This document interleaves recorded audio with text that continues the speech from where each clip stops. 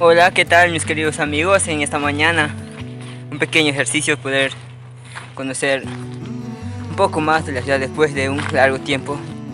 Bueno, esta es la parte alta. Hola, buenos días. Entonces quería presentarle el lugar de Satipo, una parte del cerro que es la ciudad de Satipo. Y bueno, está empezando a... Entonces estamos empezando a poder regresar. Tenemos dificultades. Me recuerda mucho esta situación como estar en el avión, pero es como estar volando allí, pero el tiempo es así.